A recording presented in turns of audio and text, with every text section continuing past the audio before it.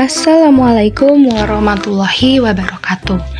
Halo teman-teman semua, perkenalkan nama saya Fairuz Gina Kalisa dari kelas 105. Kali ini saya akan membahas tentang penyakit cacar air. Mungkin kita sudah sering banget mendengar penyakit cacar air ya. Penyakit cacar lainnya tuh mungkin ada cacar monyet, itu nggak jauh-jauh semua ya. Yaitu penyakitnya itu bentol-bentol ada di tubuh kita. Nah, sebelumnya kalian mungkin pernah mendengar semacam peribahasa atau kata-kata dari orang kalau kita telah terkena penyakit cacar air sekali, maka untuk hari-hari berikutnya kamu tidak akan terkena penyakit cacar lagi. Jadi berarti istilahnya penyakit cacar air ini atau cacar lainnya itu hanya sekali seumur hidup. Oke. Menurut hasil searching tadi yang udah aku lakukan, ternyata ada benarnya namun bisa juga salah. Nah, penyakit cacar ini kenapa dibilang sekali seumur hidup aja kita bisa dapatkan? Karena saat infeksi pertama, tubuh kita telah membentuk antibodi untuk menjaga kekebalan tubuh. Sehingga kita tidak akan terkena lagi penyakit cacar air karena sudah kebal dari penyakit tersebut. Tetapi bisa aja kita kena untuk suatu hari. Nah, salah satunya penyebabnya itu belum tentu bisa dapat lagi karena penyakit cacar air ini virusnya itu masih ada dalam tubuh kita bagi yang sudah terkena atau pernah terkena. Virusnya ada dalam tubuh tapi tidak bereaksi, hanya bersembunyi di dalam saraf. Nah, nanti ada di waktu tertentu kalau sistem kekebalan tubuh kita melemah, penyakit itu akan keluar lagi dan akan menyerang tubuh kita lagi. Tapi itu adalah hal yang jarang bila kita sudah pernah terkena penyakit cacar air itu sekali. Oke, itu mungkin peribahasa awal atau kata-kata awal yang sering kita dengar itu dibahas juga ya, saya bahas untuk saat ini. Oke, mungkin kita langsung mulai saja. Oke. Apa itu penyakit cacar air? Nah, kita udah nggak asing banget dengerin kata penyakit cacar air ya. Cuman kita nggak tahu nih, asal cacar air itu dari mana sih penyakitnya? Kok bisa sih keluar? Kok bisa ada sih di dunia ini? Oke, mari kita bahas. Penyakit cacar air adalah penyakit yang menular yang disebabkan oleh virus Varicella zoster atau VZV. Jadi, penyakit ini tuh penyakit hasil atau serangan dari virus. Jadi penyakitnya disebabkan oleh virus ya, bukan dari manapun gitu. Nah, ditandai dengan ruam, gatal berisi lepuh berisi cairan yang akhirnya mengering dan menjadi koreng. Nah, dari korengan itu kita garuk-garuk terus nyebar, makanya jadinya bentol-bentol. Nah, itu jadinya cacar air, penyakit cacar. Sebetulnya nggak jauh-jauh dari penyakit cacar lainnya, kurang lebih kayak gitu, tapi mungkin jenisnya yang beda. Nah, meskipun biasanya ringan pada anak-anak, cacar air bisa lebih serius pada orang dewasa dan orang dengan sistem kekebalan tubuh yang lemah. Nah, jadi kalau imun kita lemah, kadang justru virus ini nyerangnya gampang.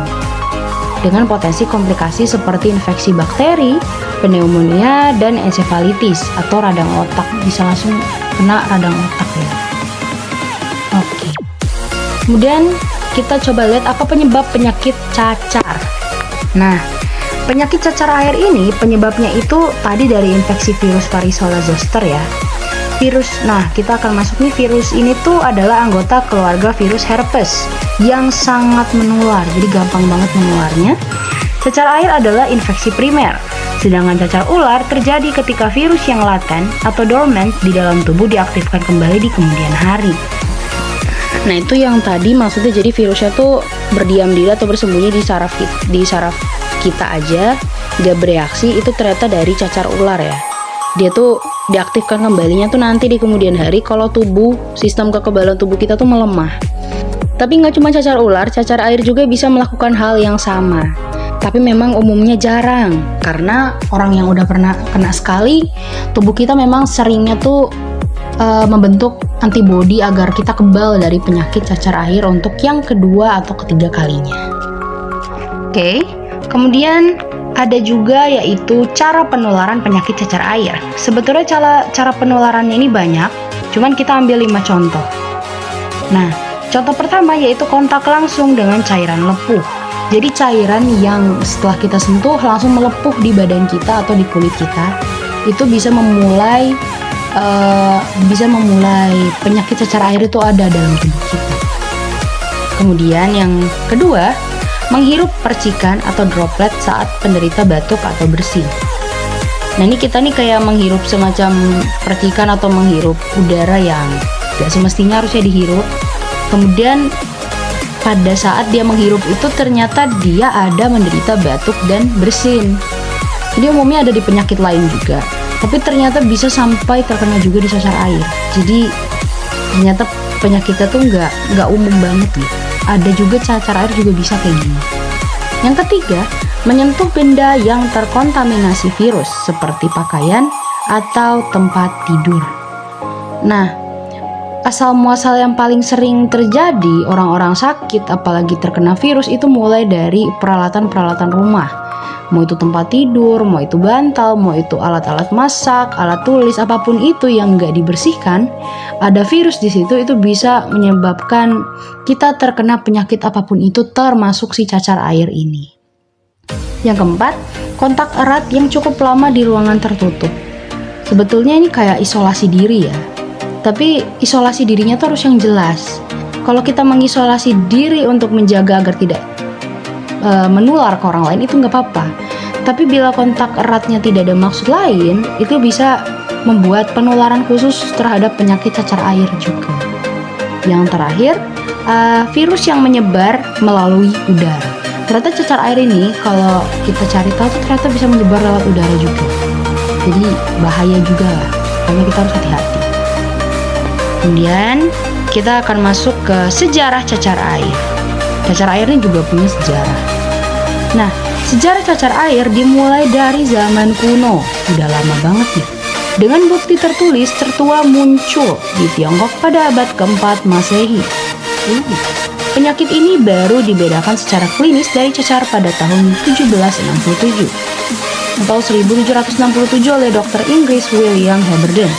Meskipun istilah cacar air telah ada sejak 1658, pengembangan vaksin pada 1990-an secara signifikan mengurangi kasus cacar air di seluruh dunia. Nah, beruntungnya ini ada vaksinnya nih, udah dibentuk. Makanya yang terkena cacar air sekarang sih udah mulai nggak ada ya. Bukan nggak ada, tapi udah mulai berkurang. Karena udah banyak yang mengambil vaksin cacar air ini, jadinya kebal tubuhnya, tidak mengenai penyakit cacar air ini. Kemudian bagian tubuh yang umumnya terserang nih. Tentu yang kita tahu bagian umum tubuh yang terserang itu pasti kulit ya. Tapi kulit itu kebagi-bagi lagi. Ada di bagian wajah kita terutama, kulit kepala. Berarti kalau kita garuk-garuk kepala terus kadang bentol membanyak, itu bisa aja cacar air. Kemudian di dada kita, umumnya sih yang pernah terjadi pada saya tuh, yang awalnya saya kira cacar air, ternyata itu mungkin kembang keringat ya. Itu kita garuk-garuk leher, garuk-garuk dada, merah, bentol-bentol gitu, itu bisa aja cacar air. Di punggung, di perut juga bisa. Lengan dan kaki termasuk telapak tangan dan telapak kaki. Nah itu kalau udah digaruk-garuk semua itu nyebar satu tubuh jadinya, jadi kena semua untuk penyakit cacar air ini.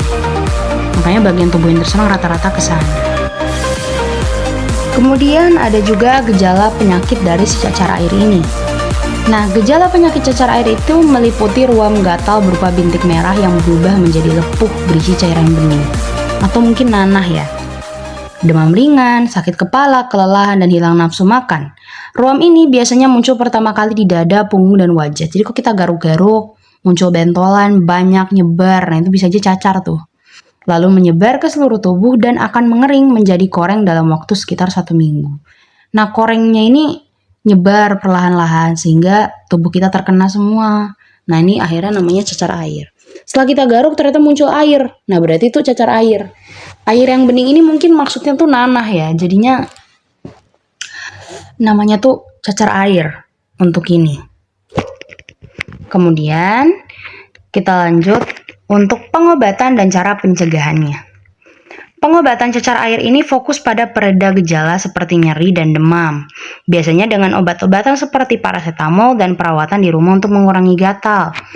Mungkin pakai obat-obatan yang bisa menghilangi gatal agar tidak menyebar luas tuh penyakit juga kayak paracetamol untuk sakit kepala, nyeri, demam, itu untuk mengurangi juga. Jadi dari demam, dari sakit kepala itu bisa munculkan juga penyakit cacar air gitu ya. Kemudian, untuk pencegahan terbaiknya adalah melalui vaksinasi varicella. Nah, ternyata vaksinasinya melalui sejarah tadi, vaksinasi ini telah mengurangi banyak penderita yang nyaris mendapatkan penyakit cacar air gitu. Makanya jadinya jarang orang-orang sudah terkena penyakit cacar air ini karena sudah melalui vaksinasi varicella. Tetapi juga dapat dibantu dengan menjaga kebersihan diri dan menghindari kontak dengan penderita. Yang paling utama selain vaksinasi, kita juga harus menjaga kebersihan diri ya yang tadi dan menghindari kontak dengan penderita. Kalau ada yang terkena penderita cacar air, sebaiknya kita jauhi dia dulu sampai dia pulih baru kita bisa kembali dengannya lagi. Atau demi menjaga kebersamaan ya, dianya dulu mungkin tidak hadir di antara kita seperti isolasi diri di rumah atau gimana untuk menjaga lingkungan agar tidak tersebar luas penyakitnya itu juga lebih baik untuk cara pencegahannya. Yang terakhir, sebagai penutup, saya akan memberitahu kasus yang pernah terjadi di Indonesia. Nah, ini saya ambil 3 contoh ternyata nih dari sekolah ya. Dari sekolah-sekolah siswa-siswi gitu ya. Yang pertama dari di Tangerang Selatan nih, sebanyak 43 siswa di SMPN 8 terjangkit cacar air dan gondongan, menyebabkan sekolah melakukan pembelajaran jarak jauh selama 14 hari atau sekitar 2 minggu. Tuh, 43 siswa sekaligus mendapatkan terjangkit ya penyakit cacar air. Yang kedua di Situ Bondo, puluhan siswa di sana terkena cacar air dan 50 siswa serta guru harus menjalani pembelajaran daring selama seminggu. Ini selama seminggu. Yang tadi kan 2 minggu, ini seminggu aja nih.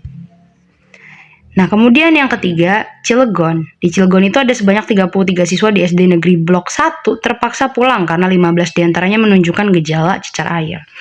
Jadi ini penyakit cacar air nih nggak cuma 1-2 orang yang kena ya. Langsung nyebar ke semua orang gitu, siswa-siswinya langsung banyak yang kena, sampai harus melaksanakan PJJ atau pembelajaran jarak jauh seminggu sampai 2 minggu lebih. Demi menjaga lingkungan sekitar gitu ya. Mungkin yang keempat ini ada di daerah saya waktu saya masih sekolah di daerah Batam. Saya juga punya teman yang terkena cacar air sehingga dia nggak masuk selama sebulan ke sekolah. Dia benar-benar tertinggal. Saya nggak bertanya secara lanjut sih, dia tuh penyakit cacar air tuh terkena dari mana asalnya. Dia tahu-tahu kena, sehingga selama sebulan dia nggak masuk sekolah, dia ya tertinggal pelajaran. Mungkin salah satunya dia terkena penyakit itu mungkin dari gejala-gejala awal yang terlihat sepele itu, seperti sakit kepala, demam, dia biarkan, gatal-gatal mungkin, atau mungkin imun dia yang lemah, kemungkinan besar dari sana juga asalnya.